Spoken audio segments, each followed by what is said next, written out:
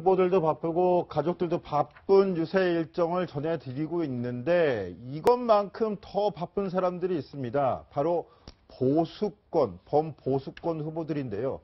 단일화를 놓고서 꿈틀꿈틀 움직이기 시작했습니다. 그걸 영상으로 구성해봤는데 함께 보시겠습니다.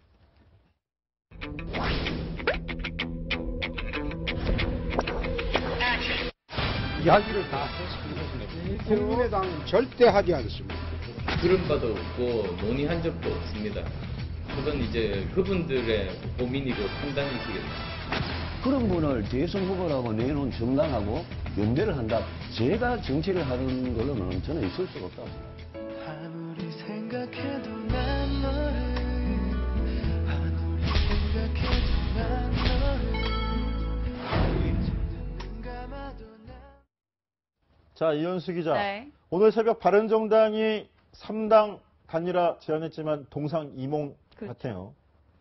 바른정당에서 시작이 됐습니다. 우선 어제 저녁 오후 5시간 장장 마라톤 회의에서 3자 연대를 해야 한다라는 결론이 내려졌습니다. 물론 유승민 후보는 완주 의사를 밝혔고요. 그러나 의원들의 요구가 거셌기 때문에 우선 그 과정을 지켜보겠다라는 정도로 봉합이 됐습니다. 이 소식이 알려지고 나서 이 3자 연대 당사자들이 어떤 반응을 보였을지가 궁금하실 텐데요. 특히 자유한국당에서는 전혀 다른 반응을 내놨습니다. 자유한국당에서는 안철수 후보는 빼고 보수 대통합을 이뤄야 한다면서 새누리당 조원진 후보 그리고 남재준 후보와 함께 보수 대통합을 이뤄야 한다고 주장했습니다. 사실 이 중에서 가장 궁금한 건 지지율 우위에 있는 국민의당의 결정이 아닐까 싶은데요. 근데 오늘 박지원 대표 단일화 거부 입장을 밝혔습니다. 그리고 김한길 전 국민의당 선대위원장도 한마디 곁들였는데요. 목소리 먼저 들어보시죠. 어제 바른정당의 의원 총회 결과로 나온 문제에 대해서는 아직 논의는 했습니다.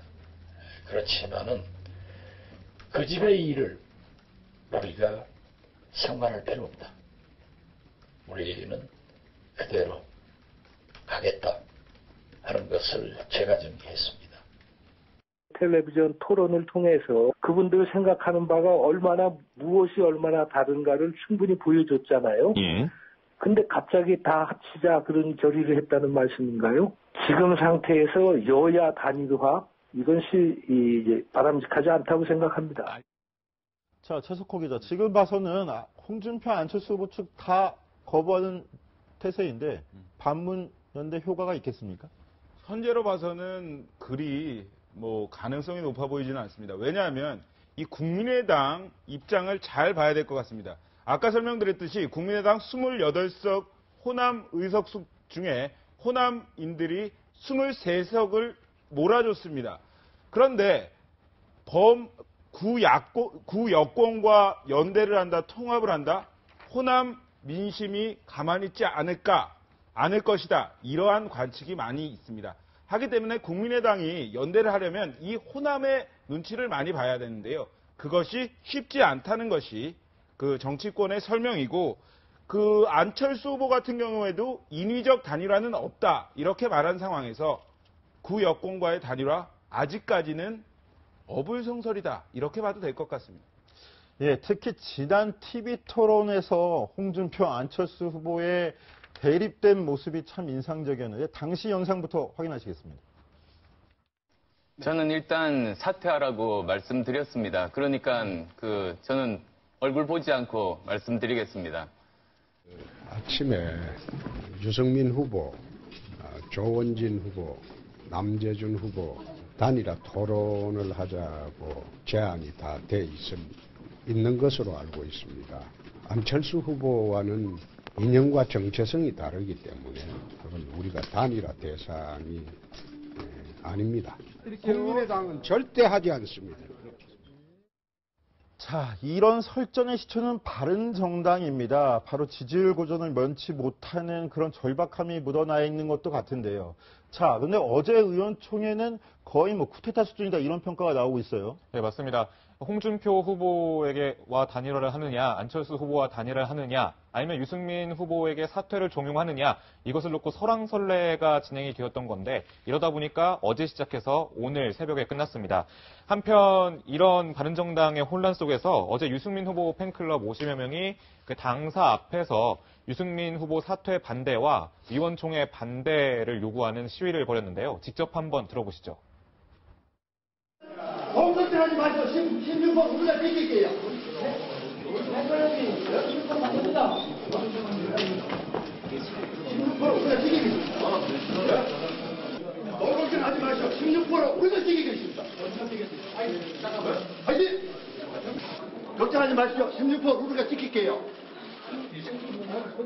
네, 지지자들이 16%를 지키겠다라는 말을 했는데요. 아마 득표율이 15%가 넘어야 대선 비용을 전액 보전받을 수 있는 그 부분을 이야기한 것 같습니다. 특히 바른정당이 이런 내홍에 겪게 된 건 결과적으로 본질적인 문제는 사실상 대선 비용, 돈에 있다라는 지적이 있기 때문인 것 같습니다. 자, 이현수 기자. 그런데 좀 전에 김무성 전 대표 얼굴도 보였지만, 자, 유승민 후보 이제 단일화 합시다 이렇게 주장하는 측의 배경에 김무성 전 대표가 있다 이런 얘기가 있어요. 둘 사이가 벌어지는 건가요? 뭐 사실 정치권에서 이런 말이 있죠. 영원한 적도 없고 영원한 동지도 없다 이런 말들이 있는데요. 사실상 이회창계로 만난 두 인사가 김무성, 유승민 두 정치인이 사실상 그동안 파고를 겪으면서 여러 가지 부침을 겪었었습니다. 특히 이번에 바른정당으로 함께 창당을 하면서 두 의원은 다른 생각을 했었던 것 같습니다. 어제 실제로 바른정당 의원총회 비공개 부분에서 반기문 전 사무총장 이야기가 나왔다고 하는데요. 사실상 반기문 전 사무총장을 보고 우리가 이 당을 만든 게 아니냐라는 주장이 있었고, 반대로 보수를 재건하러 나온 거 아니었냐, 그 초심으로 돌아가자라는 그런 의견이 부딪혔었다고 합니다. 사실상 뭐 화면에 지금 업어주는 모습에다가 뭐 러브샷 하는 모습도 있었는데요. 사실상 이 두 인사의 갈등을 넘어서지 못한 것이란 분석이 나옵니다. 자, 유 후보 입장에서는 굉장히 좀 서운하겠어요. 어떤 반응이 좀 있었나요? 뭐 서운할 수 있겠죠. 뭐 앞서 인터뷰를 했을 때요. 그런 내색을 좀 하긴 했었습니다. 최근 김무성 의원 쪽 인사들이 나를 흔들고 있다라며 이야기하면서 처음에는 반기문으로 흔들더니 이런 문제로 흔든다. 벌써 몇 사람째인가 이런 언론 인터뷰를 하기도 했었는데요. 사실 뭐 새누리당에 있을 당시에 원내대표 사퇴를 할 때도 당시 김무성 의원이 대표였습니다. 그때도 약간 감정이 있었는데요. 뭐 사실 유승민 후보가 서운한 것도 서운한 거지만 바른정당 소속 의원들의 현실적인 문제도 뭐 무시할 수 없는 부분이긴 합니다.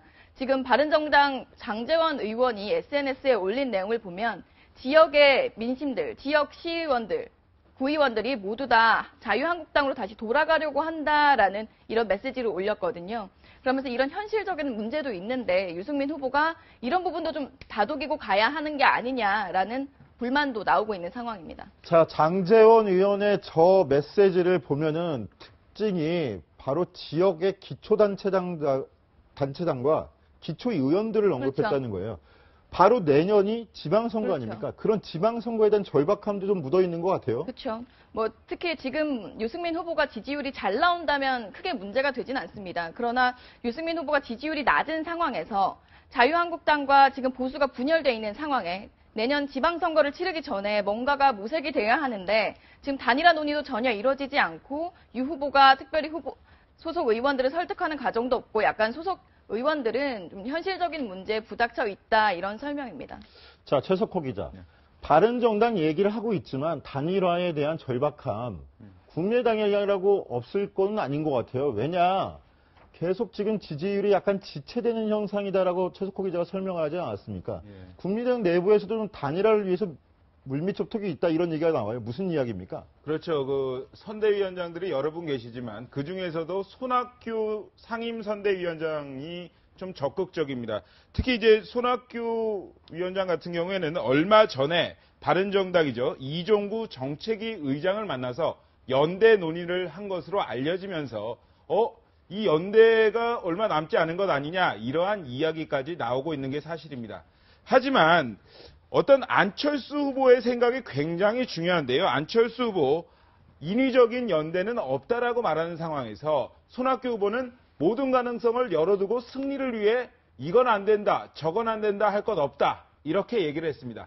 결국 어떻게 결론이 날지는 정치는 생물이기 때문에 잠시의 시간이 더 필요할 것 같습니다. 하지만 누가 주도권을 잡을지에 대해서는 국민의당 쪽이 열쇠를 진 것 아니냐, 이러한 관측이 많은 것은 사실입니다.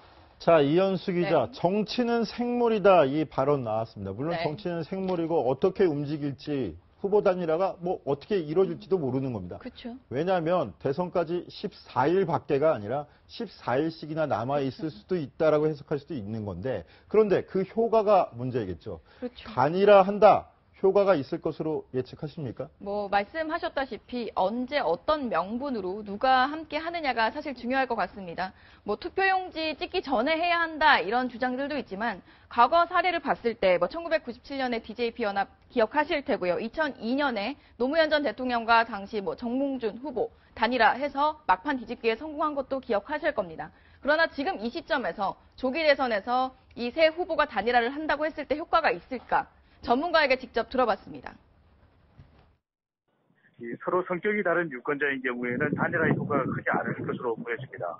자유한국당, 바른정당, 국민의당 유권자들의 유권자 특성이 다르기 때문에 어떤 식의 단일화 또는 연대가 가장 효과가 있을지 유권자들의 특성을 보고 판단해야 될 것 같고, 국민의당과 바른정당의 경우에는 단일화가 시도될 경우에 약간의 효과가 나타나는 것으로 보여지지만 자유한국당까지 포함될 경우에는 이 호남 표심이 흔들릴 수 있기 때문에 이 단일화에 대한 효과가 기대만큼 크지 않을 것으로 전망됩니다.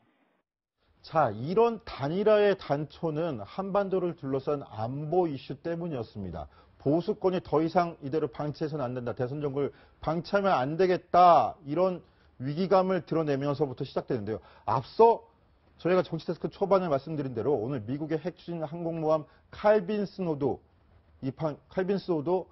동해상으로 입항을 하고 있고요. 자, 북한은 최대 규모 화력 훈련을 벌이고 있는 상황입니다. 자, 이런 안보 이슈, 강병규 기자. 네. 이런 안보 이슈가 대선 후보별로도 셈법이 좀 다를 것 같은데 유불리가 있다고 생각하세요? 예, 아무래도 홍준표 후보가 지금 벌써 한미동맹의 그런 이슈에 대해서는 선점을 하려고 하는 거 아니냐라는 움직임을 보이고 있는데, 홍준표 후보 측이요, 트럼프 대통령 측에게 지지를 요청하겠다, 특사를 보내겠다라고 답변을 했습니다. 그리고 이것을 스트롱맨 동맹 맺기라고 이름까지 붙이면서 굳건한 동맹 관계를 좀 선점하려고 하거든요. 특히 안보 이슈는 호재가 될 수도 있겠지만 그 자서전에 써서 논란이 되고 있는 돼지 흥분제 논란은 여전히 악재로 남아 있는 것 같습니다. 한국여성단체연합에서 상당히 반발을 하고 나섰는데요. 그 친구의 성범죄 모의에 함께했다라는 의혹을 받고 있는데 강강 모의범이다, 사퇴해라, 이런 움직임까지 벌어지고 있는 상황입니다. 네, 생물처럼 움직이는 정치, 정국, 정세의 움직임은 저희 정치데스크가 계속 콕콕 짚어드리겠고요.